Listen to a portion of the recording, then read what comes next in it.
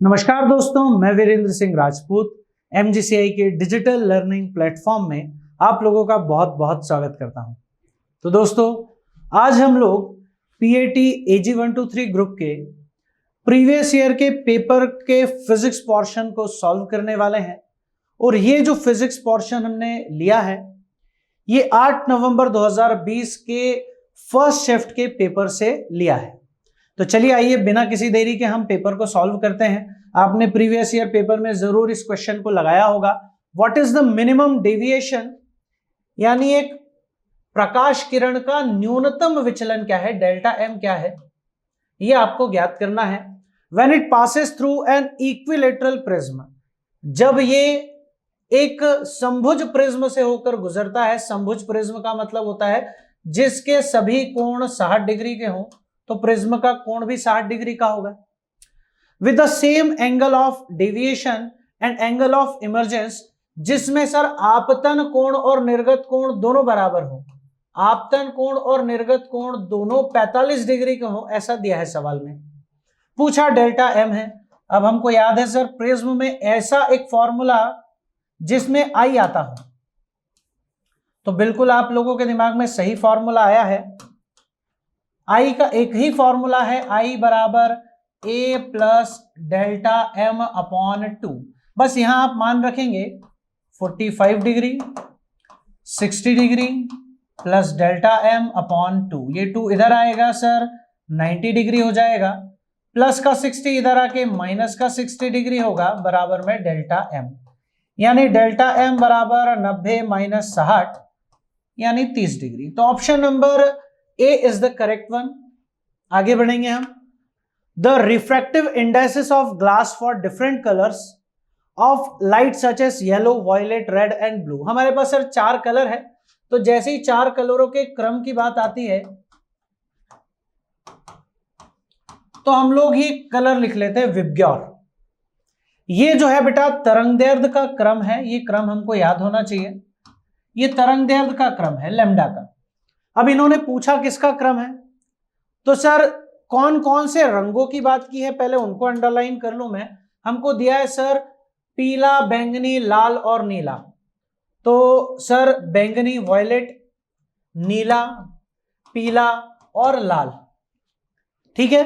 तो हमारे पास ये 4 रंग है सर, और पूछा है arrange them in increasing order of their values mu के टर्म्स में। इन्होंने अपने को अपवर्तनांक के रूप में बताया है। आप सबको याद होगा सर जो अपवर्तनांक है वो लैम्डा के व्युत्क्रमानुपाती होता है। ऐसा मैं रिलेशन बताता हूं आप सभी को। तो तरंगदैर्ध्य का जो क्रम है, बढ़ता हुआ क्रम, हमको यहां सर इंक्रीजिंग ऑर्डर में ही जमाना है। बढ़ते क्रम में म्यू का बढ़ता हुआ क्रम मतलब तरंगदैर्ध्य का घटता हुआ क्रम। आपको यह देखना है सबसे बढ़ता हुआ क्रम का मतलब सबसे कम म्यू किसका है, तो सबसे लैम्डा सबसे ज्यादा जिसका होगा उसका म्यू सबसे कम, यानी लाल रंग का। तो लाल रंग का अपवर्तनांक सबसे कम होगा। उसके बाद पीले रंग का अपवर्तनांक होगा सर पीले रंग का यानी म्यू वाई। उसके बाद नीले रंग का होगा सर यानी म्यू बी, और उसके बाद बैंगनी रंग का हो जाएगा मतलब म्यू वी। तो R Y B V, R Y B V, option number D जो रहेगा बेटा ये हमारा करेक्ट आंसर रहेगा। चलिए, the simple and cheapest device used to take out liquid from a large tank which is not having any outlet.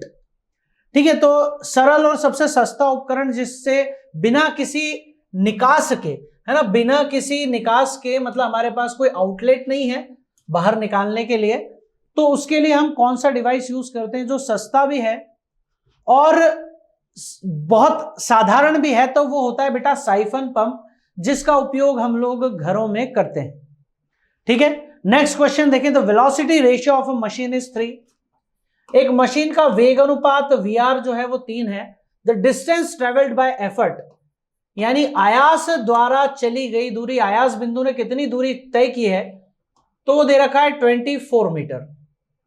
What would be the distance travelled by load, जो भार है उसके द्वारा चली गई दूरी कितनी है, तो DL निकाला है। फॉर्मूला आप सबको याद कराया मैंने बहुत अच्छे से, VR बराबर DE अपॉन DL। VR का मान 3 है सर, DE का मान 24 है सर, DL का मान निकालना है, DL इधर 3 इधर, तो DL बराबर 24/3 8 मीटर इसका सही जवाब होगा। ठीक है, चलिए अगला क्वेश्चन है, what is the dimensional formula of universal gravitational constant.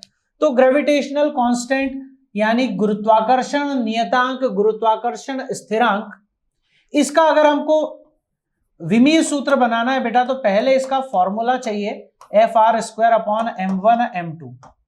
ध्यान से देखिए, F को ma लिख लें, r² वैसा का वैसा ही, m1 और m2 द्रव्यमान है तो दोनों को m ही लिख लेते हैं, तो एक द्रव्यमान से एक द्रव्यमान कट जाएगा, हमारे पास बचेगा क्या, बचेगा ar²/m। मतलब अगर आपको विमीय सूत्र चाहिए तो आप इन सबके विमीय सूत्र रख दो, जी का विमीय सूत्र आ जाएगा। कैसे रखें सर इसका विमीय सूत्र, रख करके बताता हूं।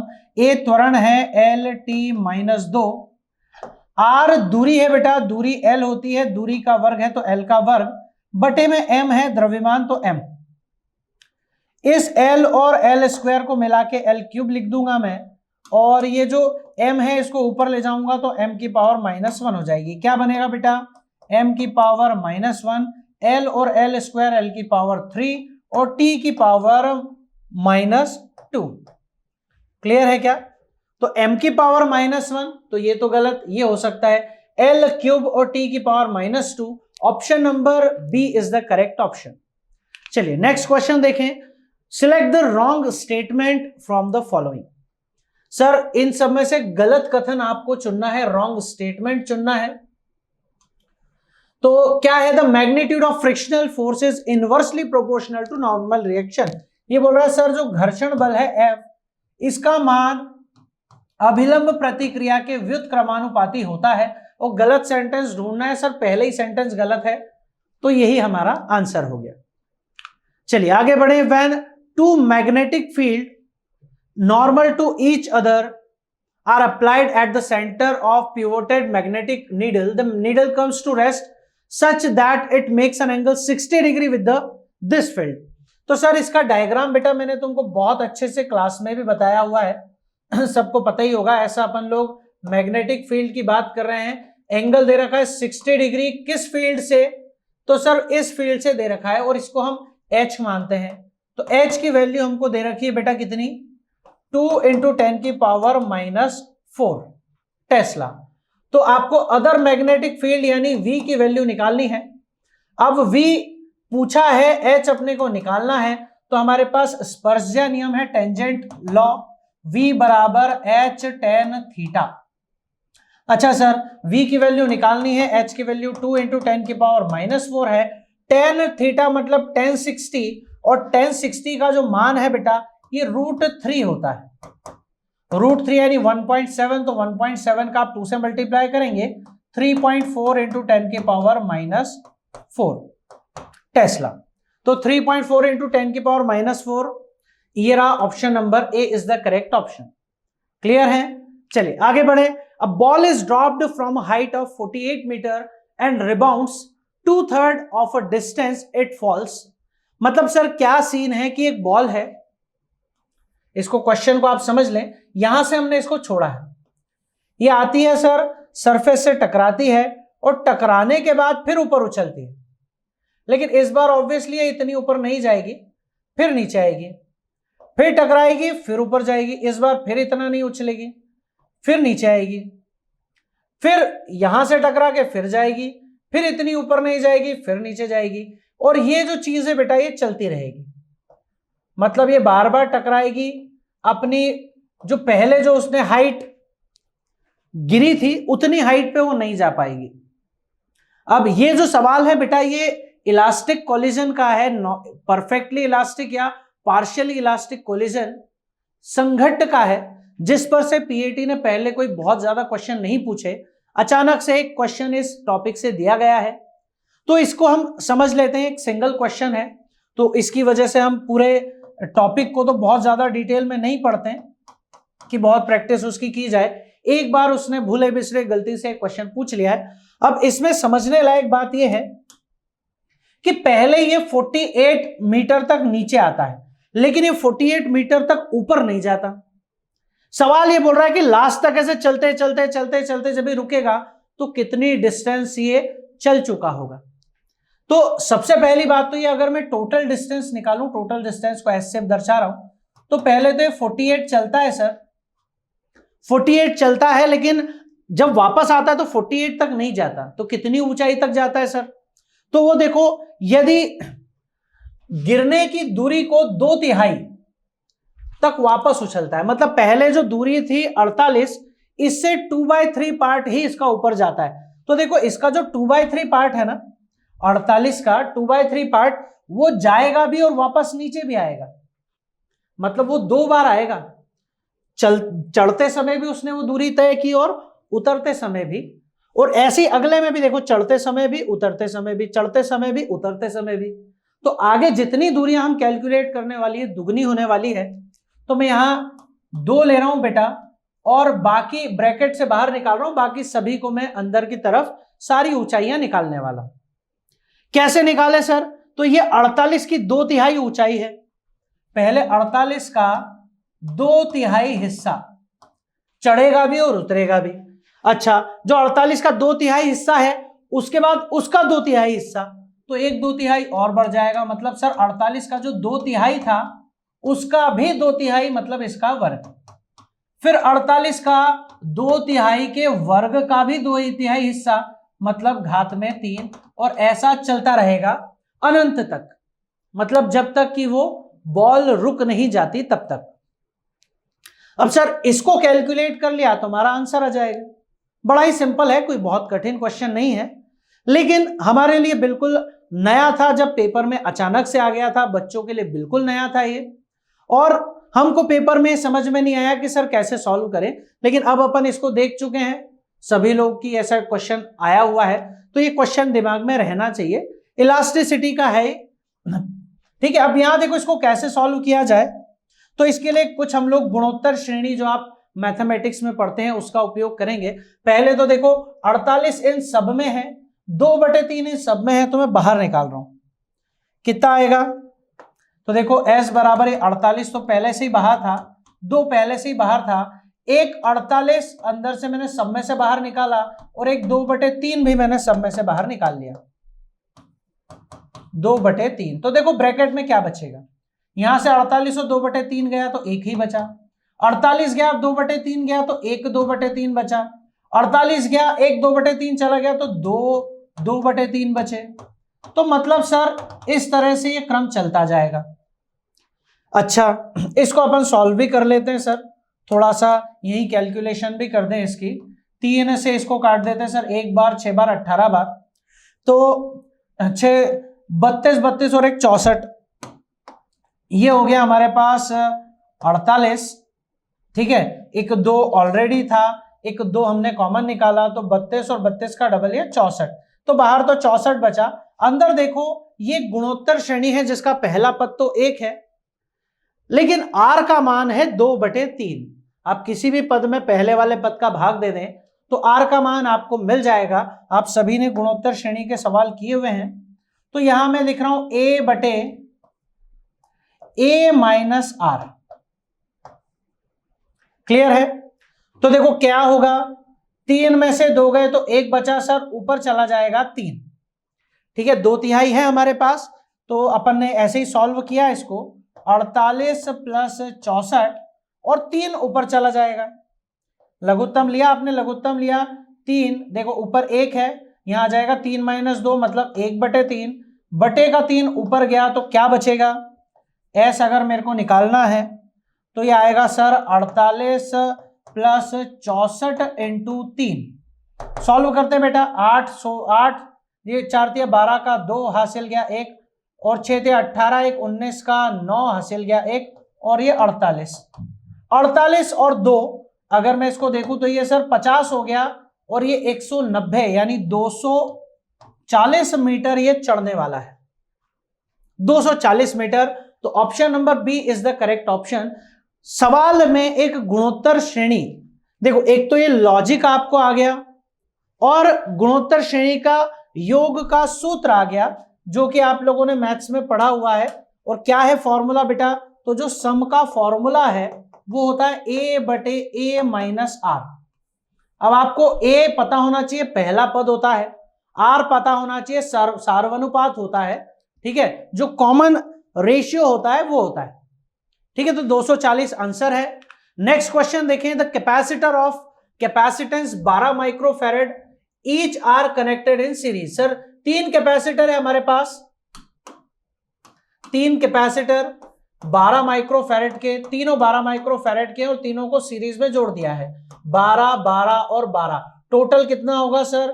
तो हम लोग अगर श्रेणी में निकालते हैं तो श्रेणी का फॉर्मूला क्या है? C बटे N, C का मान 12 है, ऐसे 3 है, तो 4 माइक्रोफैरेड जो रहेगा हमारा सही आंसर रहेगा ऑप्शन नंबर डी। क्लियर है? चलिए नेक्स्ट देखें, why a metal bar appears to be colder than a wooden block. तो सर ऐसा क्यों होता है कि ठंड के दिनों में लकड़ी का एक ब्लॉक और लोहे का एक टुकड़ा, दोनों में लोहा ज्यादा ठंडा प्रतीत होता है, क्योंकि लोहा sir good conductor of heat है, ऊष्मा का अच्छा चालक है, जबकि लकड़ी नहीं है। तो metal is good conductor of heat than that of wood, ठीक है। तो ऑप्शन नंबर बी जो रहेगा, धातु जो है लकड़ी की तुलना में ऊष्मा का अच्छा चालक है, यही कारण है। चलिए नेक्स्ट देखें, which of the following statement is correct. कौन सा करेक्ट है? अब देखो यहाँ पे लूनर एक्लिप्स, सोलर एक्लिप्स है, सूर्य ग्रहण और चंद्र ग्रहण। तो मैं आपसे कहता हूं कि जो सूर्य ग्रहण है बेटा, समय पर, सूर्य समय पर निकलता है, SME, इसमें मून जो है, चंद्रमा जो है वो बीच में आ जाता है। और चंद्र ग्रहण यानी लूनर एक्लिप्स जो होता है वो कब होता है? तो वो सेम चंद्रमा से सेम, तो बीच में पृथ्वी आ जाती है, ठीक है। तो यही इन लूनर एक्लिप्स, अच्छा कौन सा कथन सही है, सही वाला निकालना है। लूनर एक्लिप्स यानी चंद्र ग्रहण में, चंद्र ग्रहण में पृथ्वी बीच में आती है, सूर्य पृथ्वी और चंद्रमा के बीच में आता है, तो गलत है, सूर्य तो नहीं आता। चंद्र ग्रहण में चंद्रमा पृथ्वी और सूर्य के बीच में आ जाता है, तो चंद्र ग्रहण में तो पृथ्वी बीच में आ जाती है, ये भी गलत है। सूर्य ग्रहण में पृथ्वी चंद्रमा और सूर्य के बीच में आ जाती है, पृथ्वी बीच में आ जाती है क्या सूर्य ग्रहण में? तो नहीं सर, चंद्रमा बीच में आता है सूर्य ग्रहण में। तो सूर्य ग्रहण में चंद्रमा पृथ्वी और सूर्य के बीच में आ जाता है, यह बात बिल्कुल सही है, option number D is correct option. Next देखिए, calculate the heat required to convert 2 kg of ice. 2 kilogram हमारे पास बर्फ है सर, 2 kg मतलब 2000 ग्राम, क्योंकि सारी कैलकुलेशन हम MKS में करना बस प्रेफर नहीं करते, इसमें कैलोरी वाली कर लेते हैं, लास्ट में आंसर चेंज कर लेते हैं। तो 2000 ग्राम हमारे पास आइस है सर 0 डिग्री सेल्सियस पे, इसको 100 डिग्री का पानी बनाना है। कैसे बनेगा सर? पहले तो इसको सर 0 डिग्री पे ही पानी पे बदलना पड़ेगा, वही 2000 ग्राम पानी रहेगा। फिर इसको हीट देके, पहले Q1 हीट देके हमने पानी में बदला, Q2 हीट देके इस पानी का टेम्परेचर 100 डिग्री सेल्सियस किया। अब Q1 कैसे निकलेगा, Q2 कैसे निकलेगा, उसको अपन सॉल्व करते हैं बेटा। Q1 निकाले, Q1 मतलब बर्फ को पानी में पिघल रहा है सर, Q बराबर ml, m अपने को 2000 दे रखा है, L की वैल्यू 80 होती है, तो ये कितना हो जाएगा सर 16 और 4 0 है ना, यानी 1,60,000 कैलोरी यहां पर हमको मिल रही है। हम ऑब्वियसली 10 की घात 5 के रूप में, 10 की घात 6 के रूप में सवाल दे रखें, तो अपन भी इसको कन्वर्ट कर लेंगे। Q2 अपन देखें क्या कर रहा है, तो सर इसका तापमान बदल रहा है 2000 ग्राम पानी का, तो यह आ जाएगा ms डेल्टा टी। m अपने पास 2000 ही है, s का मान 1 है, डेल्टा टी है अपने पास 100। तो देखो ध्यान से यहां कितना है, यह अपने पास है सर 20, यानी ये आ गया 2 3 0 2 0 5 0, तो अपने पास 2 लाख कैलोरी, ठीक है, 2 और 3 5 0, 3 और 2 5 0, 1,60,000 और 2 लाख, मतलब कुल मिला के अगर अपन देखें तो 3,60,000, 3,60,000 कैलोरी। आप चाहें तो इसको दशमलव पद्धति में, मतलब पावर के रूप में भी लिख सकते हैं अपन इसको, और सारे ऑप्शन जूल में है तो हम जूल में इसको कन्वर्ट भी कर लेंगे। चलिए करते हैं अपन, ये दशमलव यहां 1 2 3 4 5, 10 की घात 5, तो देखते हैं, चलिए अपन लोग 3.6 इंटू 10 की घात 5 कैलोरी है। लेकिन हमको तो सर जूल में चाहिए, जूल में कैसे बदलें? तो जूल में कैसे बदलते हैं बेटा? जूल में बदलते हैं हम लोग 4.2 का गुणा करके। इन्होंने 4.18 का बोला है, अपन 4.2 से, क्योंकि आप सबकी प्रैक्टिस है क्लास में। 3.6 इंटू 4.2 10 की घात 5। तो सर 36 और 42 का गुणा करके देख लेते हैं। यहां करके देख लेता हूं मैं। 36 और 42, 12 का 2 हासिल गया 1, सर कितना आ गया 6, और 6 चौक 24, 24 और 6 30, 1 31 का 1 हासिल गया 3, 4 3 12, 3 15, 15 और 12 दशमलव के बाद 2 संख्या है 15.12, 15.12 इंटू 10 की घात 5 लगभग में किया है। अगर दशमलव हम लोग खसकाएं इधर तो पावर 1 आगे बढ़ेगी, यानी हो जाएगा 1.512 10 की घात 6। तो 1.5 इंटू 10 की घात 6 जूल हमारा सही आंसर होगा। तो देख लेते हैं 1.5 इसमें है, इसमें पावर 10 की घात 5 है, इसमें 10 की घात 6 है। तो ऑप्शन नंबर सी जो रहेगा हमारा करेक्ट आंसर रहेगा। थोड़ा सा कैलकुलेटिव ये क्वेश्चन रहा, लेकिन इजी क्वेश्चन है। ऐसे क्वेश्चन हम लोगों ने क्लास में बहुत प्रैक्टिस किए हैं, तो आई होप आपको आसानी से बन गया होगा।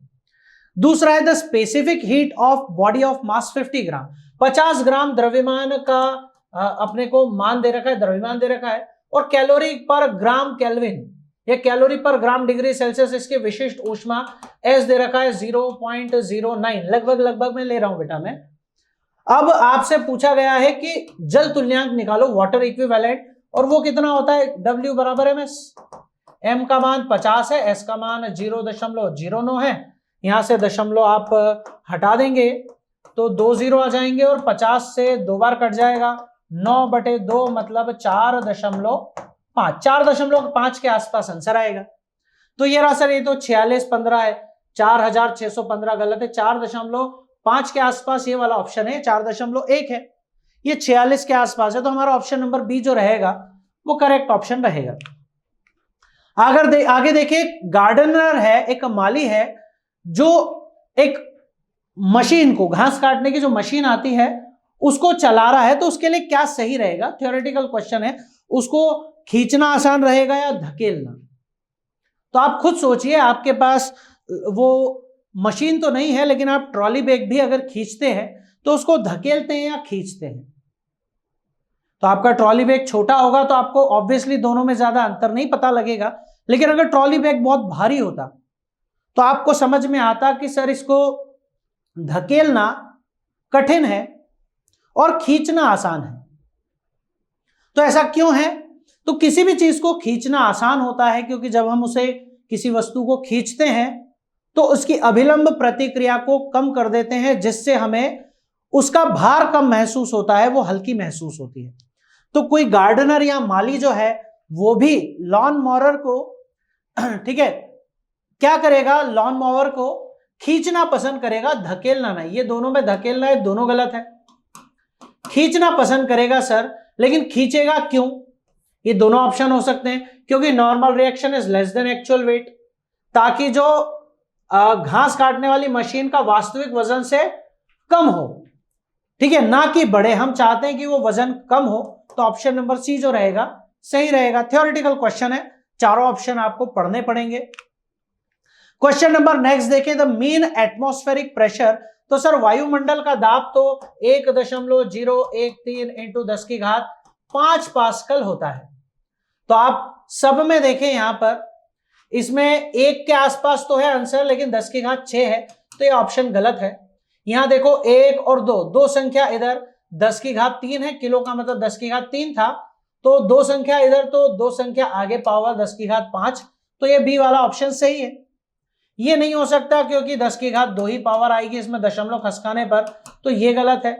और ये 1 2 3, इसमें 10 की घात 3 पावर आ जाएगी, ये भी गलत है। 10 की घात 5 वाला ऑप्शन नंबर बी जो रहेगा ये सही है।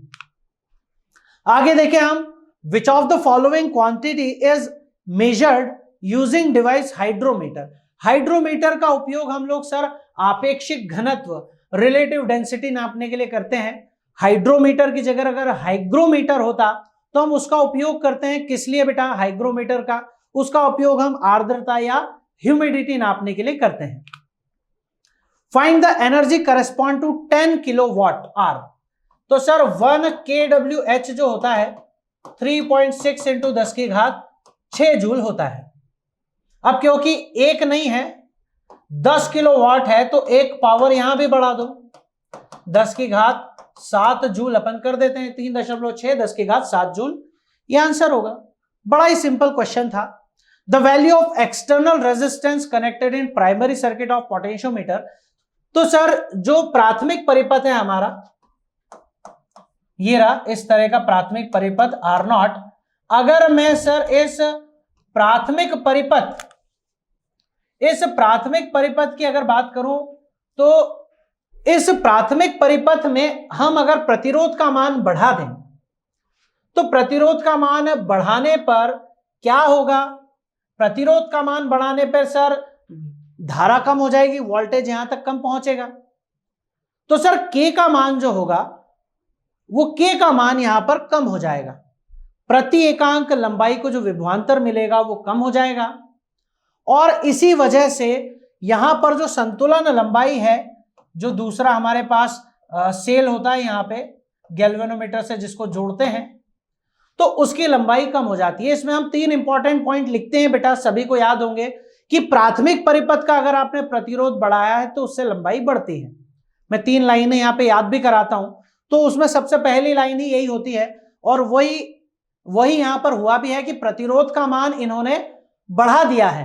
तो प्राथमिक परिपथ का प्रतिरोध आप बढ़ा रहे हैं तो इस संतुलन लंबाई L का मान बढ़ता ही बढ़ता है। ठीक है, ये घटता भी है अगर हम यहां इसमें समांतर क्रम में एक प्रतिरोध लगा देते तो। ठीक है, तो चलिए फिलहाल अपन देखें कि इसका मान बढ़ने वाला है तो इसको हमने बढ़ा दिया।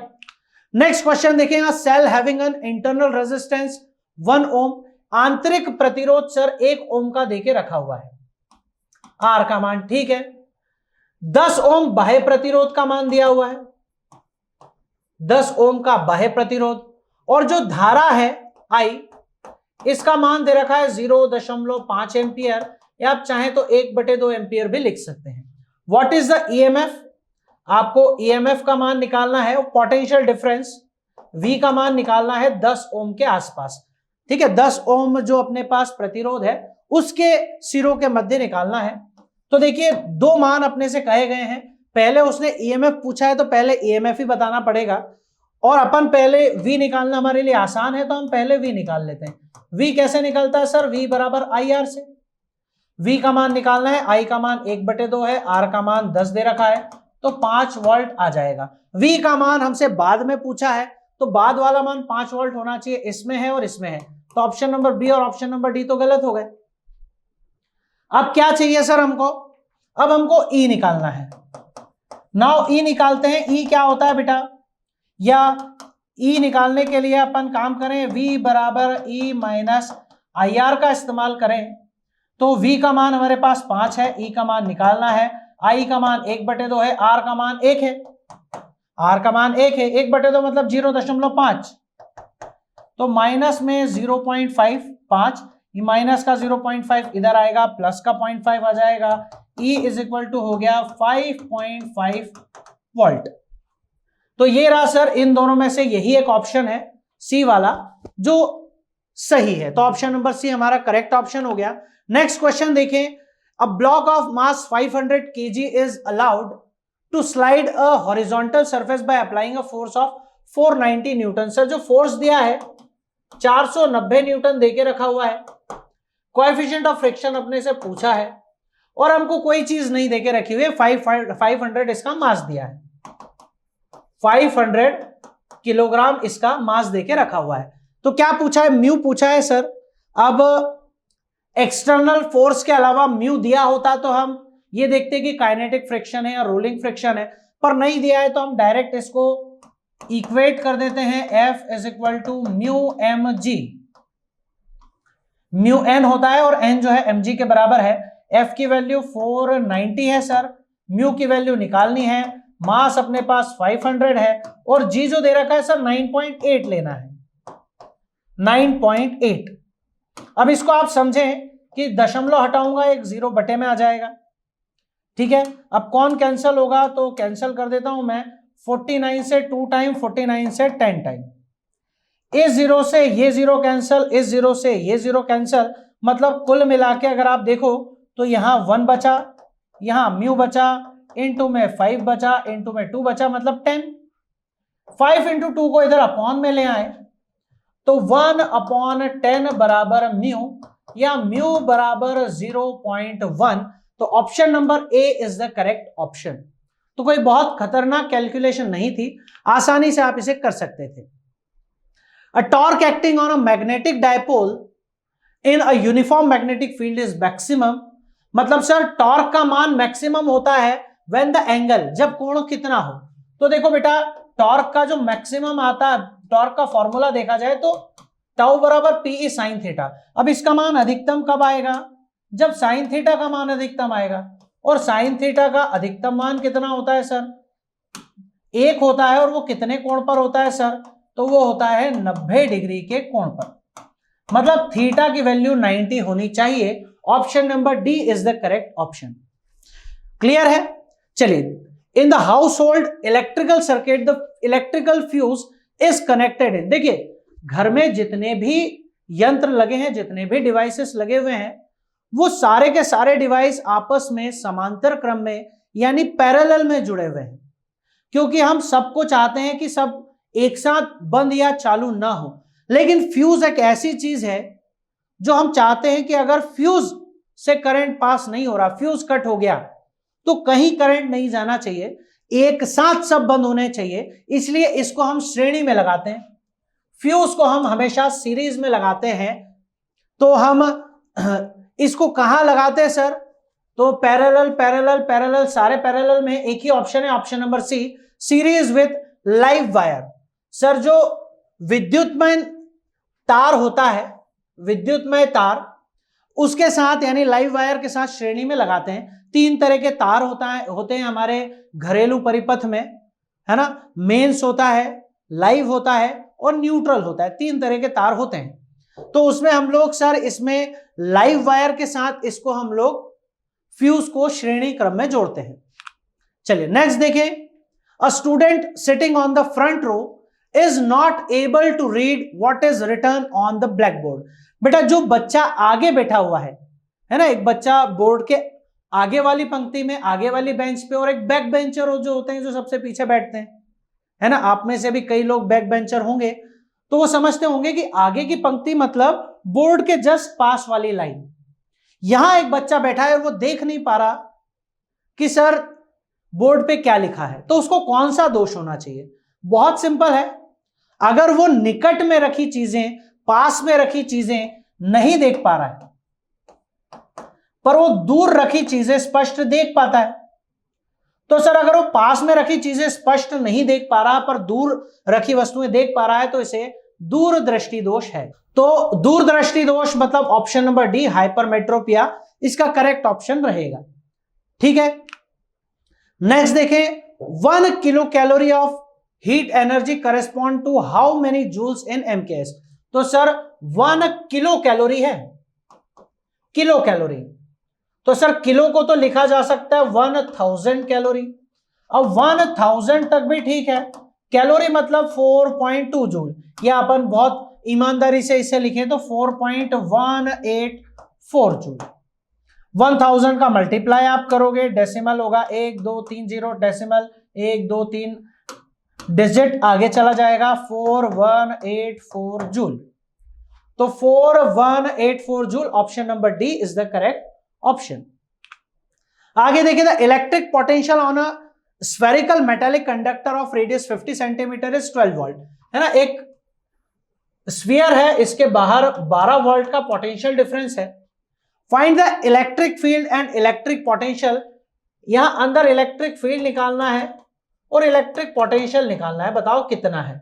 तो सर इलेक्ट्रिक फील्ड तो स्फीयर के अंदर 0 है ना, ये तो हम लोगों को पता ही है कि गोले के अंदर हर बिंदु पे तीव्रता 0 होती है, स्फीयर के अंदर हर पॉइंट पे इंटेंसिटी 0 होती है, और पोटेंशियल उतना ही होता है जितना कि सरफेस पे है। तो 0 और 12 वोल्ट आंसर होगा, 0 और 12 volt, option number C is the correct option.